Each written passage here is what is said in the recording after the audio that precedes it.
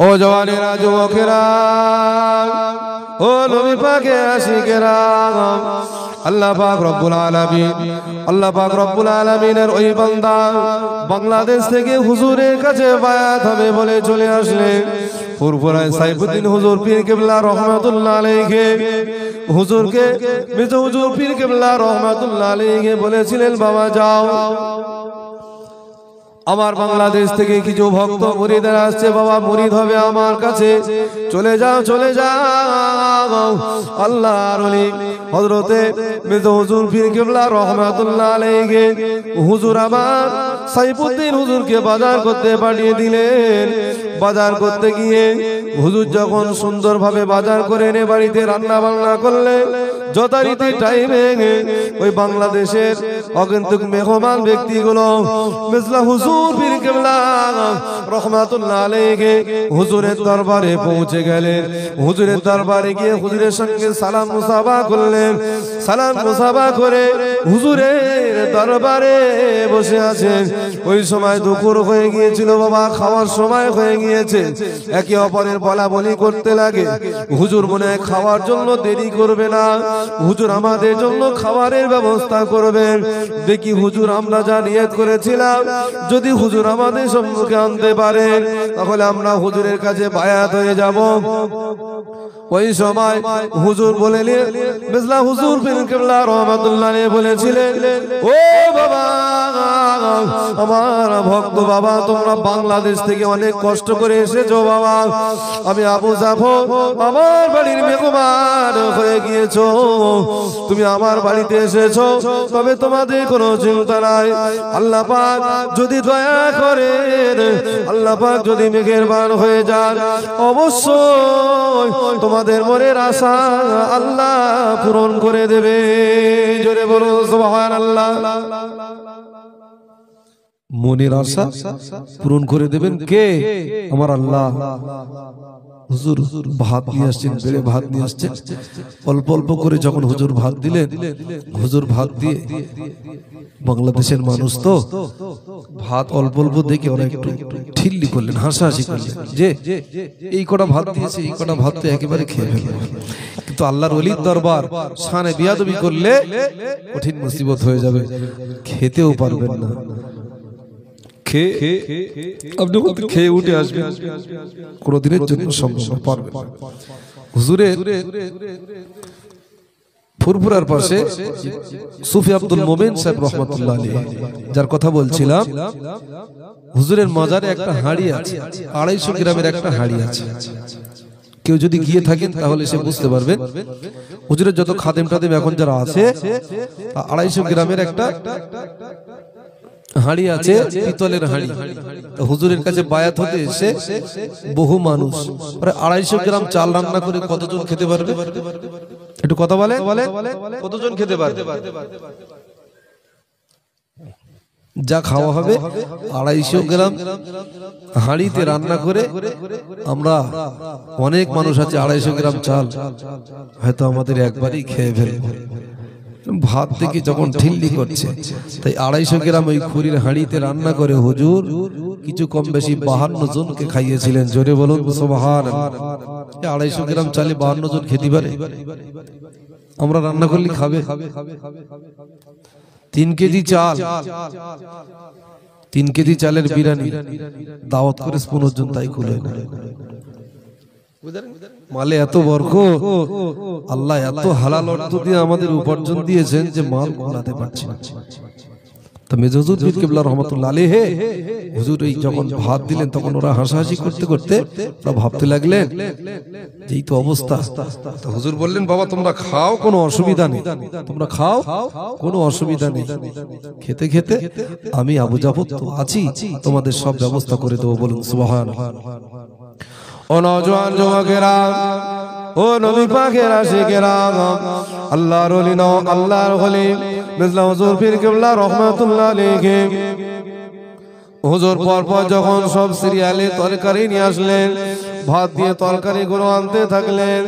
আল্লাহর ওলি আল্লাহর ওলি মেজো হুজুর পীর কেবলা রহমাতুল্লাহ আলাইহি হুজুর প্রথমে যে ভাত দিয়েছিলেন বাবা, বাংলাদেশের মুরিদেরা হুজুর ওই ভাত দেওয়ার বিনিময়ে অল্প অল্প ওই ভাত থেকে যারা ঠিল্লি করেছিল, ওই ভাতগুলো শেষ পর্যন্ত তারা প্লেট পরিষ্কার করে খাওয়ার ক্ষমতা আল্লাহ তাদের দেন নাই। জোরে বলুন সুবহানাল্লাহ। ও জোরেরা যুবকেরা, আল্লাহ পাক রব্বুল আলামিন মেজলা হুজুর পীর কেবলা রহমাতুল্লাহ আলাইহি হুজুরকে আল্লাহ কত বড় নিয়ামত দিয়েছিলেন। হুজুরকে আল্লাহ পাক মুজাদ্দিদ জামানের সিলসিলায় কত বড় খাতিয়ার করেছিলেন বাবা।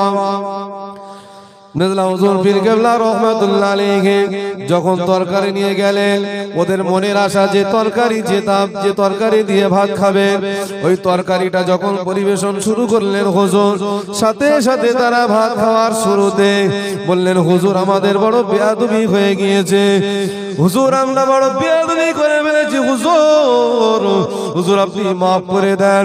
আমরা বাংলাদেশের বর্ডারে নিয়ত করেছিলাম আপনার বাড়ি তরকারি দিয়ে ভাত খাবো, হুজুর আমরা বাংলাদেশে নিয়ত করেছিলাম, আপনাকে ফোন করেনি, আপনাকে আমরা কোনো খবর জানাই না হুজুর, কিন্তু আমাদের মনে কথা আপনি কিভাবে জানতে পারলেন? নিঃসন্দেহে আপনি হলেন আল্লাহ পাকের অরিজিনাল মাহবুব, আল্লাহ পাকের মাহবুব ওলি বান্দা, নিঃসন্দেহে আল্লাহ পাকের ওলি বান্দা। হুজুর আমাদের ভুল হয়ে গিয়েছে, আমাদের কলমা পড়িয়ে মুসলমান করে দিয়ে আপনার তরিকার উপরে আমাদেরকে হুজুর বায়াত করে দেন। জোরে বলুন সুবহানাল্লাহ। বায়াত হয়ে তারা তাদের ভুলকে বুঝতে পেরেছিল। হুজুরের ছোট হুজুর পীর কেবলা রহমাতুল্লাহ মানে দাদা হুজুর পীর কেবলা গাছটা এত সুন্দর ছিল, সেই গাছের ফলগুলো সুন্দর ছিল।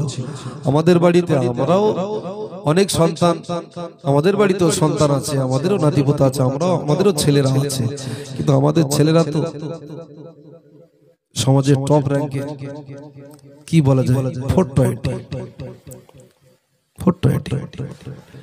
তার কারণ আমাদের মায়েরা নামাজ পড়ে না, আমাদের মায়েরা তাদের অনেক ভুল আছে, অনেক ভুল আছে। পড়ায় খবর নিয়ে দেখবেন আমাদের মায়েদের গর্ভে অনেক সন্তান আল্লাহ দেয়, কিন্তু সেই সন্তানগুলো নামাজ পড়তে যায় না, ভালো কথা তাদের কানে ঢোকে না। তার প্রধান কারণ হলো আমাদের খানাটাই তো হালাল নয়। মায়েদের ভালো করে খবর নিয়ে দেখবে, গ্রুপ লোনের সেক্রেটারি আমার বাড়ি, গ্রুপ লোনের সেক্রেটারি আমার বাড়ি, ওই যে ছেলেটার কথা বলছে ওই ছেলেটার মা, আমার মা, আর একজনের মা, সে তো মুসলমান পরিবারের মা।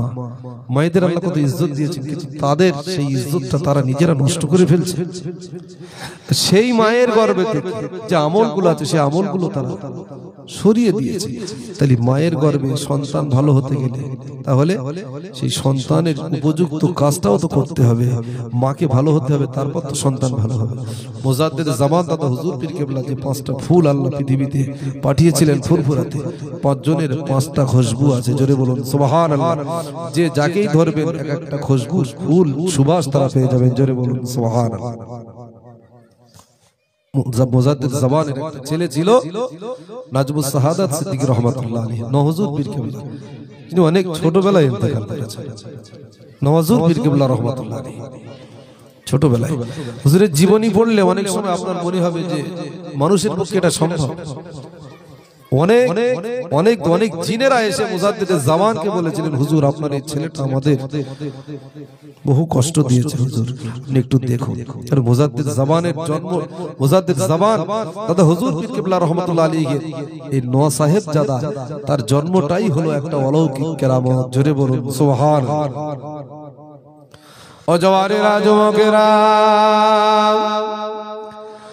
আল্লাহর ওলি মুজাদ্দিদ জামান দাদা হুজুর পীর কেবলা রহমাতুল্লাহ আলাইহি হুজুরের নোয়া সাহেব জাদা হযরতে নাজমুস সাহাদাত সিদ্দিকী রহমাতুল্লাহ আলাইহি হুজুর যখন জন্মগ্রহণ করেন, সকালের টাইমে জন্মগ্রহণ করলেন। হুজুরের জন্মটা হয়েছে অলৌকিক কাহিনী। হুজুর হলেন আল্লাহ পাকের মাদাজ্জাত আল্লাহর ওলি। জোরে বলুন সুবহানাল্লাহ। হুজুর যখন জন্মগ্রহণ করলেন, আল্লাহর ওলি জামানার মুজাদ্দিদের জামান দাদা হুজুর পীর কেবলা হুজুর আমার দরবারে বসেছিলেন। হুজুর আমার দরবারে বসেছিলেন। হুজুরকে খবর দেওয়া হলো, হুজুর আপনার একটা সন্তান হয়েছে, নাম তার নাজমুস সাহাদা সিদ্দিকী। নাম তার কি রাখবে? হুজুর আপনার সন্তানটা মনে হয় মরা সন্তান জন্মগ্রহণ করেছে, হুজুর দাফন কাফনের ব্যবস্থা করুন। হুজুর তাকে একটু দাফন কাফনের ব্যবস্থা করুন। আল্লাহর ওলি মুজাদ্দিদে জামান বলেছিলেন, ও বাবা আমার ভক্ত মুরিদেরা শুনে রেখে দাও বাবা, শুনে রেখে দাও, এখন কোনো সিদ্ধান্ত নেওয়া যাবে না। বিকাল বেলা আমি মুজাদ্দিদে জামান সিদ্ধান্ত নেব। জোরে বলুন সুবহানাল্লাহ। একটু তাকবীর দেন, নারায়ে তাকবীর। একটু তাকবীর দেন, জোরে দিবেন না, নারায়ে তাকবীর। একটু হুজুরের খুশিতে, সেই যে মুজাদ্দিদে জামানের বংশের কথা বলছি, সেই ঘরেরই আওলাদ আমাদের কাছে হাজির হয়েছেন। একটু জোরে মহব্বতে